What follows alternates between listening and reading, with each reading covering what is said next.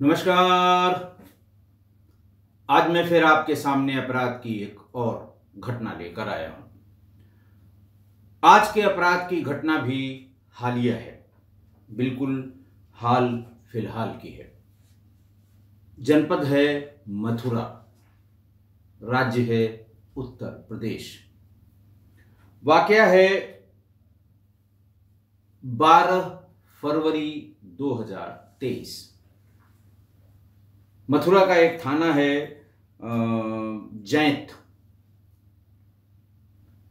जैंत थाने पर अशोक मिश्रा नाम के एक व्यक्ति ने आकर हत्या की एक तहरीर दी और ये बताया कि कल जैंत में खेतों के बीच में मिलने वाली अधजली लाश उसके इकलौते बेटे आशीष मिश्रा की है। पुलिस हत्या की एफआईआर जैसे तहरीर मिली एकदम चौंक गई। आशीष मिश्रा को अपने साथ बिठाकर मौके पर ले गई। आशीष मिश्रा के बारे में उसके पिता से पूछा गया कि वो कैसे कंफर्म है कि उसके बेटे की लाश है। उसने शरीर के वो चिन्ह बताए जो जलने के बाद भी शरीर पर मौजूद थे। लाश को चूंकि पोस्टमार्टम करने के बाद पोस्टमार्टम हाउस में 72 घंटे तक रखा जाता है, लिहाजा उसको साथ ले जाकर लाश की पहचान कराई गई। लाश आशीष मिश्रा की ही थी। पुलिस ने उनके पिता से यह जानने की कोशिश की कि आखिरकार उन्हें कैसे पता लगा कि आशीष मिश्रा की हत्या हुई है और यहां ऐसे ऐसे उसके साथ हुआ है। अशोक मिश्रा ने यह बताया कि हमें होटल के किसी कर्मचारी से यह पता लगा था कि वो 2 दिन से गायब है। मैं भाग के, ये लोग रहने वाले थे सुल्तानपुर के गोसाईगंज के, आशीष और उनके पिता। बोले मैं गोसाईगंज से भाग के मथुरा आ गया। पता किया तो सभी लोगों ने बताया कि 2 दिन से उसका कोई पता नहीं है। लोगों ने बताया कि उसके संबंध वहीं होटल पे वो जो हाउसकीपिंग का सेक्शन है, आशीष उसका इंचार्ज था। और वहीं हाउसकीपिंग के सेक्शन में एक लड़की रूपा काम करती है जो बिहार की रहने वाली है। उससे मैंने बहुत पूछा, लेकिन उसने कहा मुझे ये पता नहीं, लेकिन है ये सब यहीं के लोगों की साजिश। तभी होटल के किसी कर्मचारी ने आकर बताया कि साहब इस तरह से एक लावारिस लाश मिली है जिसमें पैंट का कलर जो जलने से बच गया है वो ऐसा लिखा है। मैं फौरन समझ गया। लोगों ने भी बताया कि आशीष मिश्रा की ही लाश लगती है, इसलिए मैं भागकर थाने पर आया हूं कि लाश अगर कहीं हो पहचानने को बता दी जाए। और जहां कर्मचारियों ने बताया है, जहां पर न्यूज़पेपर में निकला है कहाँ ये लाश मिली थी, वो मैं जाकर देख कर आया हूं कि शायद कोई ऐसा पहचान का चिन्ह वहां पर छूटा हुआ, जूता चप्पल कपड़े कोई मिल जाएं जिससे मैं कंफर्म होकर पुलिस के पास अपनी सूचना लेकर जाऊं। बहरहाल पहचान हो गई कि ये आशीष मिश्रा ही था। पुलिस ने आगे की इन्वेस्टिगेशन शुरू की। नए सिरे से डॉग स्क्वाड और एफएसएल वाले पहले ही जो कुछ मौके से उनको मिल सकता था ले जा चुके थे, लेकिन नए सिरे से घटनास्थल का निरीक्षण किया गया।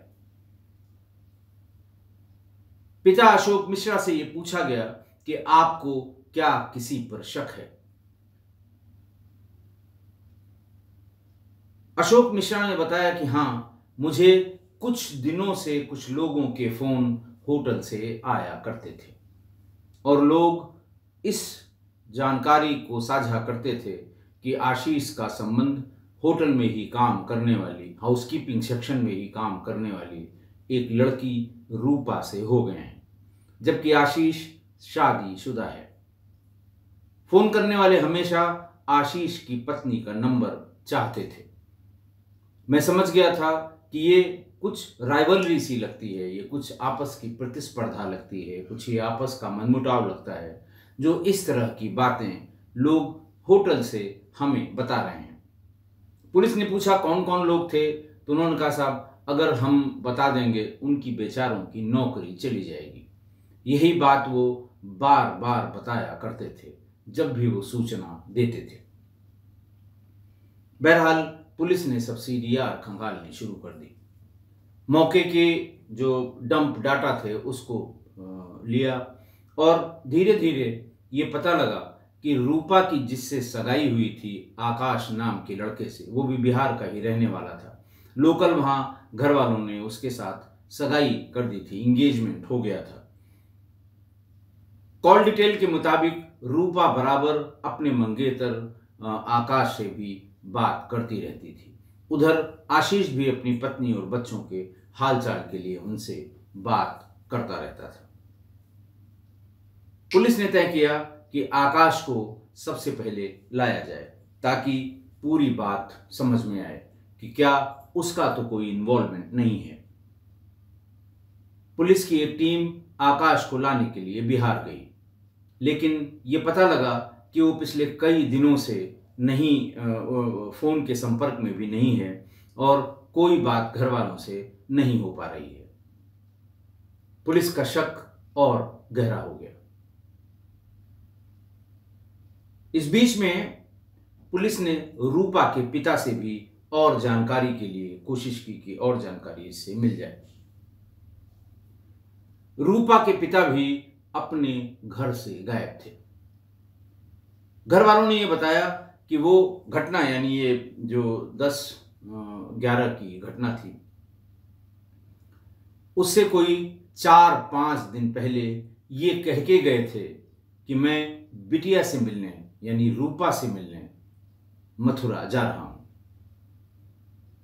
पुलिस ने फिर रूपा से क्रॉस चेक किया कि क्या आपके पिता आपसे मिलने आए थे। रूपा ने साफ मना कर दिया कि इस बीच में मेरी कोई मुलाकात मेरे पिता से नहीं हुई, बल्कि टेलीफोन से जरूर 1-2 बार बात हुई है। मां से बराबर बात होती रहती है।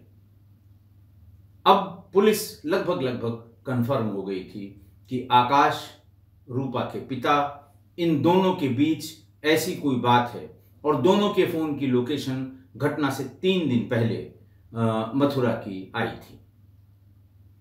पुलिस बहुत कस के इन दोनों की तलाश में जुट गई। नंबर सारे लगा लिए गए। दोनों ने अपने अपने सिम बदल दिए थे, लेकिन उसी मोबाइल सेट पर सिम बदलने का कोई फर्क नहीं पड़ता। IMI रन होती है और फिर आपको नया नंबर मिल जाता है। नए नंबर लगाए गए और दोनों लोग जैत थाने के ही एक मोहल्ले में इनकी लोकेशन मिली।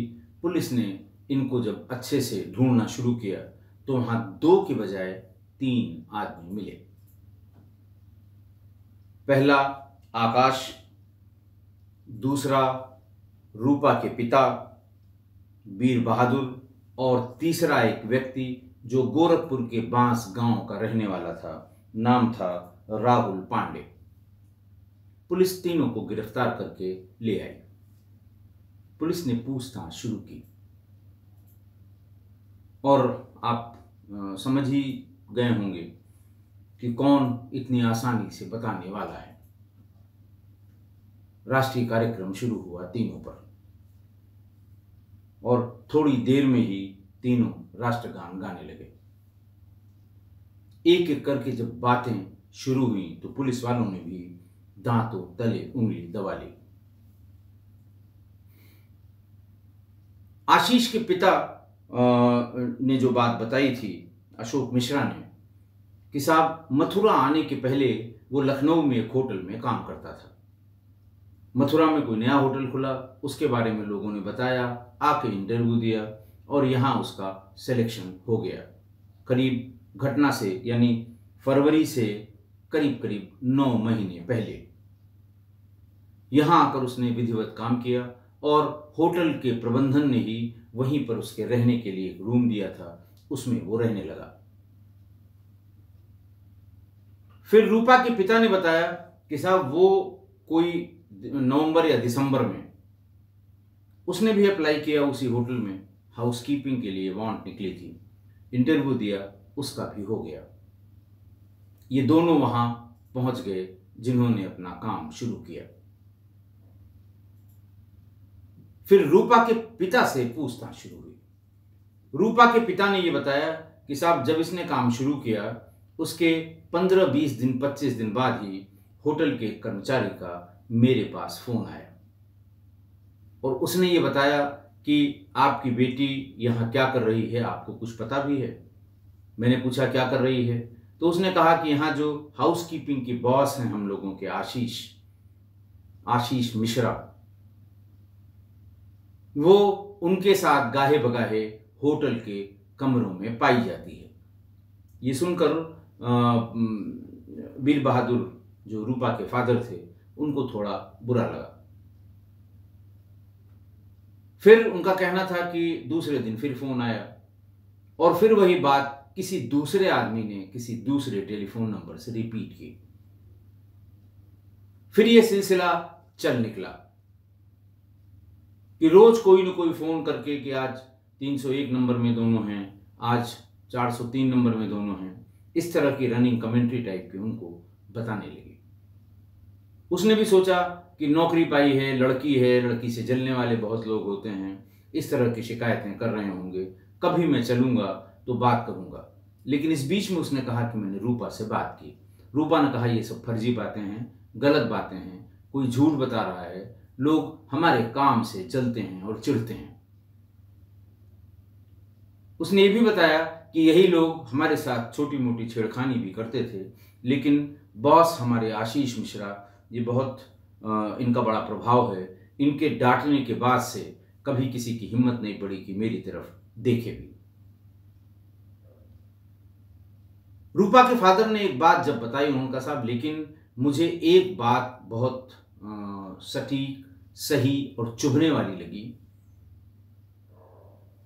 किसी ने फोन करके बताया कि आज 2 वकील आए थे, कोई कागज पत्र तैयार कर रहे हैं, और क्या रूपा के नाम कोई अलग से जमीन है? उनके पिता ने कहा कि हाँ है, बस बोले उसी जमीन की रजिस्ट्री आशीष के नाम कराने की तैयारी हो रही है। इतना सुनकर वो चौंक गए।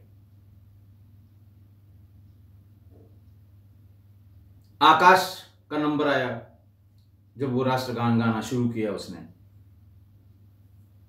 उसने बताया कि साहब रूपा से हमारी मंगनी हो गई थी, शादी की तारीख भी लगभग तय हो गई थी। फरवरी में उस समय कोई डेट नहीं निकली थी, मई जून में शादी करने की बात हुई थी। रूपा ने यह कहा था कि भी हमारी नई नौकरी है, 6 महीने बाद ही हमें छुट्टी मिलेगी। लेकिन हम लोग एक दूसरे को बहुत चाहते थे, लगभग हर दिन 2-3 बार हमारी उसकी बात होती थी। मुझे भी किसी ने फोन करके यही बात बताई जो रूपा के पिता बता रहे हैं कि यहाँ क्या कर रही है, आप लोगों को कुछ नहीं पता। फिर ये सुन के आकाश का गुस्सा 7वें आसमान पर पहुंच गया। उसने अपने एक अपराधी दोस्त जो गोरखपुर के बांस गांव का रहने वाला था, अशोक पांडे, उसको बुलवाया, बल्कि उससे मिलने गया और उसने कहा कि अभी हमारी शादी हुई नहीं है, एक नई आफत आ गई है। वहां उसका कोई बॉस है आशीष नाम का, वो उसके बहुत चक्कर लगा रहा है और वहां पर मेरी भी बदनामी हो रही है। तुम जो कहो वो हम खर्च करने को तैयार हैं, लेकिन इस आशीष को हमारे रास्ते से हटाओ। राहुल पांडे ने 70,000 रुपए की डिमांड की कि 70 पहले दे दीजिए, 70 काम होने के बाद, यानी सुपारी 70,000 रुपए की। आकाश ने फौरन उसे 70,000 रुपए दे दिए। सुपारी लेने के बाद राहुल वारदात के लगभग 10 दिन पहले मथुरा आ गया। पहले उसी होटल में रुका, फिर वहां से धीरे धीरे, अब हाउसकीपिंग वाले तो आते जाते रहते हैं, आकाश से मुलाकात की। आकाश से दोस्ती यारी शुरू की उसने कि साहब तुम भी यूपी के, हम भी यूपी के, तुम सुल्तानपुर के, हम गोरखपुर के। धीरे धीरे नज़दीकी बढ़ गई, दोस्ती बढ़ गई। साथ साथ वो अपने लिए जब खाना मंगाता था तो कहता था कि तुम आज खाना अपना मत बनाना, हम तुम्हारे लिए भी खाना मंगाएंगे, हम दोनों लोग होटल के रूम में खाएंगे। लिहाजा राहुल और आशीष दोनों ने एक साथ खाना भी शुरू कर दिया। मतलब 10 दिन में उसने एकदम आशीष को सेट कर दिया कि वो उसके चंगुल से भाग नहीं सकता था। 10 दिन बाद उन लोगों ने फौरन आकाश को और रूपा के फादर को, दोनों को फोन किया कि अब आप लोग आ जाइए, काम करने का टाइम आ गया, मेरा बाकी पैसा भी ले आइएगा। दोनों इस घटना के करीब 3-4 दिन पहले गोरखपुर वहां पहुंच गए, मथुरा। उनको कहीं दूसरी जगह रुकवाया और फिर 10 फरवरी बटे 11 फरवरी की रात में आकाश और राहुल वहीं टिकाई हुआ था। उसने ये बताया आशीष को कि आज हमारे कुछ दोस्त आ रहे हैं, हम लोग बाहर खाना खाने चलेंगे, तुम कब फ्री हो जाओगे? उसने कहा हम अपनी शिफ्ट खत्म करके रात में 8 बजे के बाद खाली हो जाएंगे। आशीष के पास अपनी मोटरसाइकिल थी। उसी मोटरसाइकिल पर आशीष, राहुल और आकाश ये तीनों वहां से गए और दिल्ली आगरा नेशनल हाईवे के एक ढाबे पर खाना खाया। रात बज गए करीब 10:30 बजे। इसके बाद तीनों उसी मोटरसाइकिल पर सवार होकर वापस लौटने लगे। ये लोग जैसे ही छठीकरा कस्बे से गरुड़ गोविंद मंदिर की तरफ आगे बढ़े तो पहले से तय किए गए स्थान पर पेशाब करने के बहाने उन्होंने गाड़ी रोक दी। सब लोग मोटरसाइकिल से उतर गए। आशीष भी गाड़ी चला रहा था, मतलब मोटरसाइकिल चला रहा था, वो भी उतर गया। राहुल भी उतर गया, आकाश भी उतर गया। जरा सा पलक झपकते ही जैसे मौका मिला, एक रस्सी जो अपने जेब में नायलॉन वाली रस्सी रख रखी थी, उन दोनों ने उससे फौरन उसका गले में फंसा के रस्सी से खींचना शुरू किया।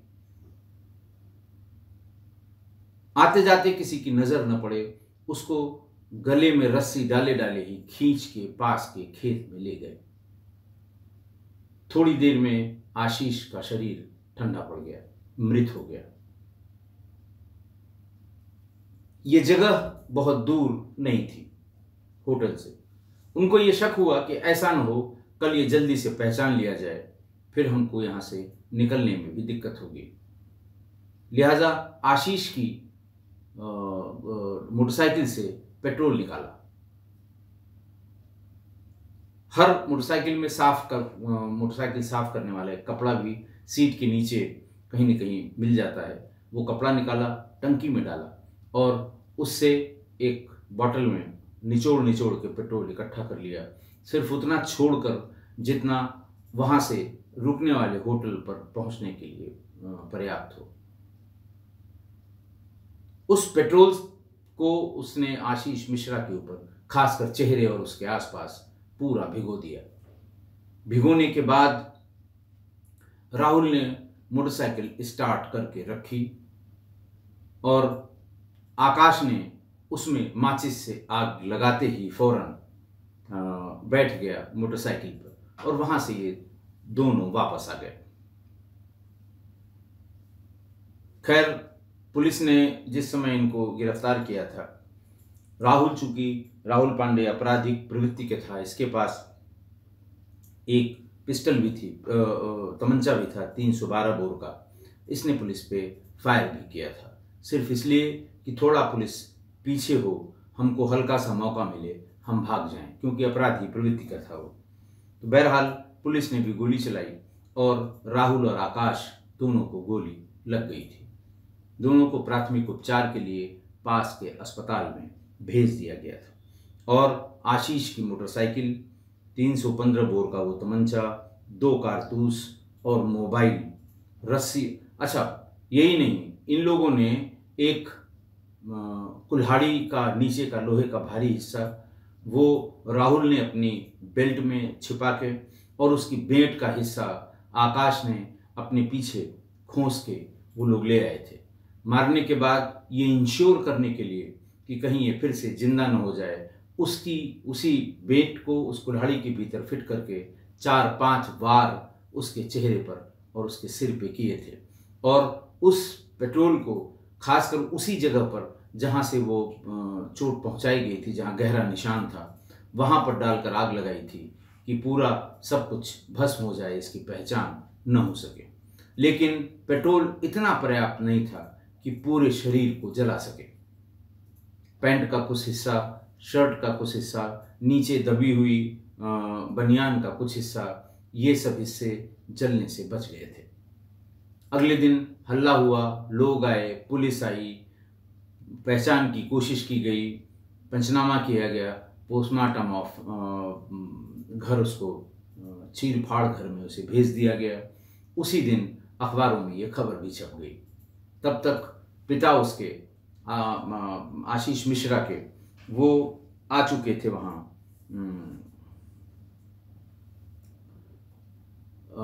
मथुरा, और उन्होंने ही फिर अशोक मिश्रा ने ही थाना जैत पर वो मुकदमा लिखवाया था। तीनों को पुलिस ने गिरफ्तार कर लिया। गिरफ्तार करके तीनों को ही जेल भेज दिया गया। इसमें सबसे खराब बात ये हुई कि आशीष के पिता अशोक मिश्रा की तबीयत बहुत खराब रहती थी, और आशीष उनका इकलौता लड़का था। घर में माँ, पिता और एक छोटी बहन की परवरिश का जिम्मा आशीष के ऊपर ही था। अच्छा काम कर रहा था वो, जहाँ जहाँ उसने नौकरी की उसे अच्छी तनख्वाह मिलती थी, और वो जहाँ और बेटरमेंट होता था तनख्वाह के मामले में, वहाँ अप्लाई करता था और वहीं पर चला जाता था। बहरहाल इन तीनों को, आकाश, राहुल और वीर बहादुर, तीनों को पुलिस ने गिरफ्तार करके जेल भेज दिया। आज की घटना, आज लिव इन रिलेशन में रहने वाले जोड़े, ये दोनों ही आशीष के कमरे में लिव इन रिलेशन में करीब 2.5 महीने से रह रहे थे। यही बात वहाँ के कर्मचारी बताया करते थे फोन करके, रूपा के पिता को भी और आकाश को भी। तो ये लिव इन रिलेशन में रहने वाले जोड़े के मेल पार्टनर की हत्या हुई, जबकि 90% लिव इन रिलेशन के जोड़ों में लड़कियों या महिलाओं की ही हत्या होती है। ऐसा मैं आपको बार बार अलग अलग घटनाओं के माध्यम से बता चुका हूं। लेकिन इस घटना में चुगलखोरों की बड़ी भारी भूमिका रही। जब होटल में रूपा काम करने आई तो इंचार्ज आशीष ने एसओपी के हिसाब से उसे कहाँ लगाना है लगा दिया, पर रूपा थोड़ा सा नाक नक्श या कह लें सुंदर सी कम उम्र की लड़की थी, तो होटल के और कर्मचारियों की आंख उस पर लग गई। हाउसकीपिंग के दूसरे कर्मचारी आते जाते रूपा पर फप्तियां, कमेंट और कभी कभी छेड़खानी भी करने लगे। कई दिनों तक बर्दाश्त करने के बाद जब उससे बर्दाश्त नहीं हुआ तो उसने अपने बॉस आशीष मिश्रा से इस बाबत पूरी बात बता दी। एक एक का नाम और कौन है क्या है ये सब बताया, किसने किसने क्या क्या कहा। ये सुन के आशीष आग बबूला हो गया कि उसी के स्टाफ के लोग उसी के स्टाफ की एक महिला के साथ दुर्व्यवहार करते हैं। लिहाजा उन सबको बुलाया, डांटा और कहा कि यह अंतिम वार्निंग है, अगर फिर दोबारा कभी कोई शिकायत मिली तो मैनेजमेंट से कह के निकलवा दूंगा। ये चेतावनी गंभीर चेतावनी थी। और उसके तुरंत बाद रूपा की को आप कमेंट या फप्तियां या छेड़खानी तो दूर की बात है, उसकी तरफ देखते भी नहीं थे वही लोग जो उसके साथ छेड़खानी करते थे। बहरहाल आशीष की इस धमक ने रूपा पर बहुत प्रभाव डाला और यही उसकी धमक देखकर, या अपने प्रोटेक्शन में आप कह सकते हैं, वो आशीष के नज़दीक आ गई, और इतनी नज़दीक आ गई कि दोनों ही लिव इन पार्टनर की तरह एक ही रूम में रहने लगे। जबकि आशीष शादीशुदा था और रूपा की इंगेजमेंट हो चुकी थी। पर वही है कि रूपा को लगा कि इसके साथ रहने में हमारा प्रोटेक्शन है, हम आराम से अपनी नौकरी कर लेंगे, और आशीष की कठोर छवि के कारण वो और उसके नज़दीक आती चली गई कि ये हमें ऐसे लोगों से बचाता रहेगा। होटल के वो सारे कर्मचारी जो पहले रूपा को देखकर लार टपकाते थे और अपनी बॉस की डांट की वजह से उसे अब ठीक से देखने की भी हिम्मत नहीं जुटा पा रहे थे, उनके सीने पर सांप लौटने लगे, पर वो कुछ कर नहीं सकते थे। तो उन लोगों ने सबसे पहले रूपा के पिता का नंबर ढूंढा, फिर उसके मंगेतर आकाश का नंबर ढूंढा। अब जब कोई इसी काम पे लगी जाएगा, उनको पता था कि रूपा सिवान में कहाँ की रहने वाली है, उनको पता था कि आकाश सिवान में कहाँ का रहने वाला है। कोई कस्टमर अगर इस तरह का आ गया तो बातचीत करके इन लोगों ने ये दोनों नंबर कई दिनों की मशक्कत के बाद निकाल लिए, और फिर नंबर लेते ही उन्होंने फ़ोन करके आशीष और रूपा के बारे में रनिंग कमेंट्री शुरू कर दी। रूपा के पिता और रूपा के मंगेतर आकाश को फ़ोन कर करके, और हर बात शुरू करने के पहले और बात समाप्त करने के पहले ये कॉशन कहते थे कि देखिए मेरा नाम ना है, मेरा नाम आएगा तो वो आशीष बहुत हैकड़ है, वो मैनेजमेंट से बात करके हमें निकलवा देगा, हम सड़क पर आ जाएंगे। हम तो आपकी भलाई के लिए ये सूचना दे रहे हैं कि कल को आप ये न कहें कि भाई आप लोग साथ में थे, आपने बताया क्यों नहीं। तो ये जो प्रजाति है, इसी प्रजाति को चुगलखोर कहते हैं, और इस ज्ञानवर्धक विद्या को चुगलखोरी कहते हैं, और चुगलखोरी की इस विद्या में होने वाली क्रिया को चुगली कहते हैं। इन चुगलखोरों ने आकाश और रूपा के पिता के मन में ऐसी आग लगाई और इसी जानकारी के बाद एक बात और चिपका दी जो बिल्कुल झूठी थी और सरासर झूठी थी, कि रूपा अपने हिस्से की जमीन आशीष के नाम करने वाली है, क्योंकि वकील लोग बहुत चक्कर लगा रहे हैं, कुछ कागज पत्तर बनाए जा रहे हैं। और फिर इतनी चुगली के बाद उन लोगों ने मिलकर पूरी तैयारी कर ली, एक प्रोफेशनल किलर बुला लिया और आशीष की हत्या हो गई। इसीलिए आप अपने आसपास रहने वाले ऐसे लोगों से सावधान रहें जिन्हें आपसे जलन है, आपके किसी काम से जलन है, या आपकी तरक्की से जलन है, और जो आपसे रश्क रखते हैं। क्योंकि ऐसे ही लोग जब कहते हैं ना कि जब खेल नहीं खेल पाते तो खेल बिगाड़ते हैं, ये खेल बिगाड़ने वाले लोग हैं। और ऐसे ही लोगों को जो कर कुछ नहीं पाते, खेल सकते नहीं, खेल बिगाड़ने की मंशा रखते हैं, ऐसे ही लोगों को चुगलखोर कहते हैं। तो सावधान रहें ऐसे चुगलखोरों से जो आपके आस पास ही मिलेंगे। आशा है आप मेरी इस बात से सहमत होंगे। आज के लिए इतना ही। बहुत बहुत धन्यवाद।